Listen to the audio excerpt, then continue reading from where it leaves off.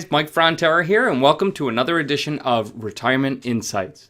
So, you're in the market for an annuity, or maybe one has been recommended to you. Now, before you jump in, be sure that you can answer these three questions. Question 1, what is an annuity? Well, let's hope that before you committed money to an annuity, that you have a good working knowledge of what they are. Okay, so let's start with the basics. When you buy an annuity, you're basically buying a stream of income. An annuity is a financial contract that is offered by an insurance company. And typically, you're giving the insurance company a lump sum of money, and in exchange, they're promising to pay you income. Sometimes that income is for a set number of years, and sometimes it's for the rest of your life. You can get an annuity that starts paying income immediately. They're called immediate annuities. You know, these insurance guys are pretty clever with the names. You can also get an annuity in which you defer the income that you receive to some point in the future. Those are called, you guessed it, deferred annuities. Now, with deferred annuities, your money is invested in any number of ways until such time that your income payments begin. The types of deferred annuities and corresponding investment choices is almost ridiculous. You have fixed, variable, indexed annuities with all sorts of living benefit riders and death benefit riders. So figuring out which one may be the best in your situation can be a bit like ordering off a menu that's printed in French. You know, you cross your fingers and you hope you get something good and you hope to avoid the snail soup. But if you remember nothing else about an annuity, know what they are at their core. That is, they are a way for you to create an income stream from a sum of money. And that brings me to the next thing you need to know. Question 2, is an annuity right for me? Well, the short answer, as always, is it depends. Annuities are very unique. They have one key element missing from almost any other investment out there, and that is they can provide you income for the rest of your life, and that of your spouse too. One of the biggest challenges that retirees face is having to effectively spread out their investments to cover their needs for as long as they live. It's no secret that people are living longer, and as they do, the risk of running out of money someday is a real worry. And people are right to be worried. You know, back in what they called the day, most people who retired could count on a pension to replace their paycheck when they retired. Nowadays, most people don't have that. And if you're one of the millions without a company pension, then chances are your only source of protected lifetime income is Social Security. And it is for those people that finding an annuity to replace some of your basic needs is worthy of strong consideration. When you buy an annuity, you're basically buying a pension for yourself. Imagine having your investments run dry later on in retirement.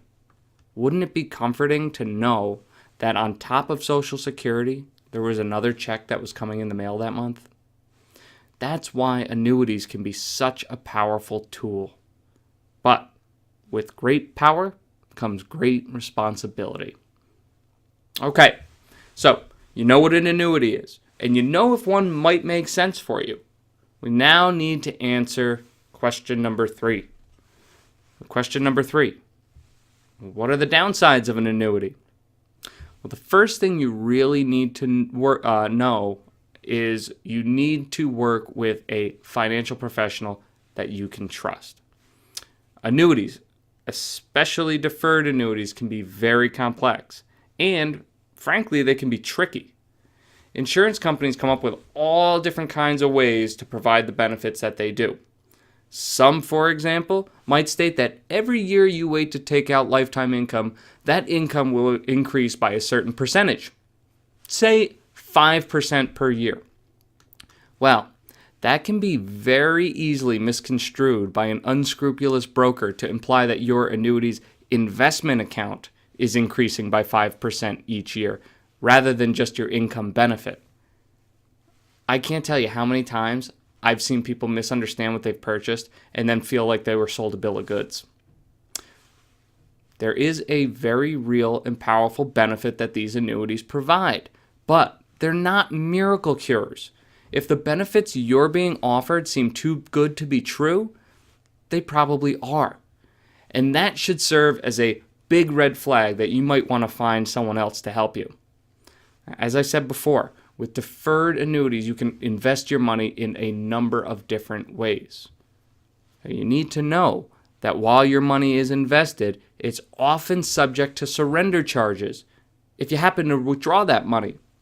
So you need to know how these charges work, when they might be applied. And in general, you should only put money into an annuity that you can commit to keeping there for the long term. At the very least, you need to keep it there as long as the surrender charges last. Now, deferred annuities, especially variable deferred annuities, can carry high expenses too. Some of the most popular annuities are of this variety because they can be paired with a guaranteed lifetime income rider. Those riders let you have the longevity protection of lifetime income without actually having to give up your whole purchase payment to the insurance company. Think almost like a pension where you still have access, with some surrender charges, to your investment, and you have the potential of additional growth through the investment portfolio. Now, but having growth potential and access to principal paired with a lifetime income protection comes at a cost. So you can expect to pay 2 to 3% or more for one of these contracts versus a standalone investment. So you better be darn well sure that you want that protection of income because you're certainly paying for it. Finally, there's tax considerations of annuities that you need to be aware of too. Now, if you're buying an annuity inside of an IRA or a Roth IRA, the annuity generally follows the rules of that particular IRA.